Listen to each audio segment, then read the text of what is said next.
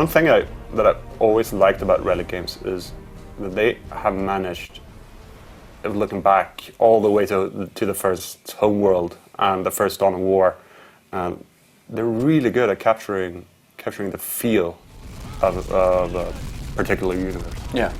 Yeah. Like, for example, Homeworld, huge epic feel to it, even though it's kind of dated now. And of course, then Dawn of War. Yeah, and they have pretty much done it again. Actually, one of the things that really impressed me about Relic is that it's one of the few companies that every time they release a strategy game, which is the kind of game they do, they manage to somehow do something new or put a new spin on it. And they've definitely done that with Dawn of War 2. Looking back at Warhammer Dawn of War, they kept adding to it with a couple of expansion packs. How full is the experience now compared to? Well, first and foremost, it's a completely new experience. The best way to describe Dawn of War is taking the strategic aspect of Company of Heroes, one of the previous games that forced you to not focus on how many units you could build, but instead how you could use your units effectively, like using the skills and stuff like that, exactly like the hero units in Warcraft 3.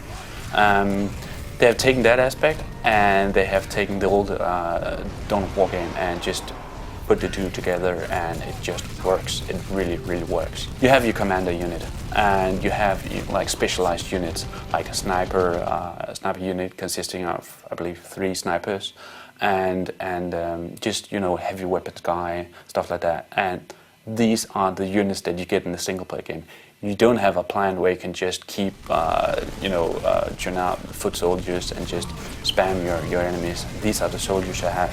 And you go through a map with strategic purposes like defend this, retake this position of the map, beat this boss.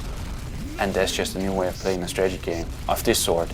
Because if you had played the first Dawn of War, you were probably expecting just more of the same, like command and conquer style, produce units, get resources, build massive weapons, and just go crazy. And this isn't that sort of game.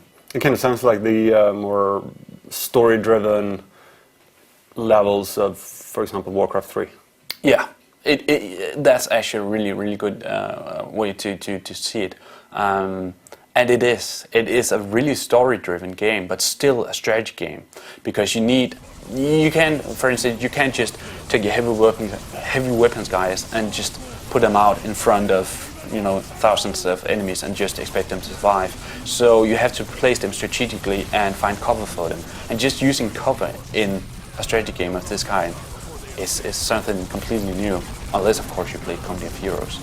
And yeah, just going around and beating enemies. There's a really deep role-playing aspect to the game. You can level up your characters, you can dedicate skill points to different strengths and weaknesses.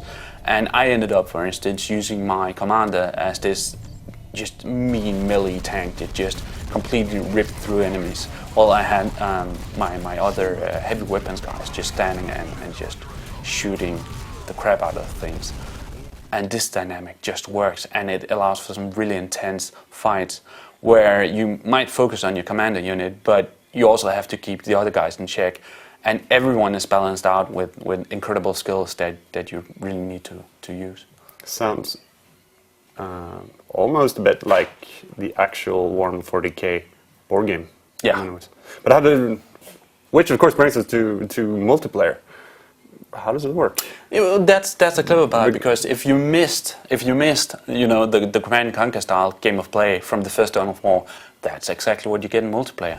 Plus the added aspect of even deeper role-playing features with your commander units and stuff like that.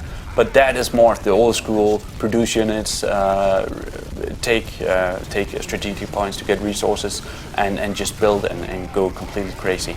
And just the thing that you get these two sorts of widely different gameplay in one package is amazing. So, yeah.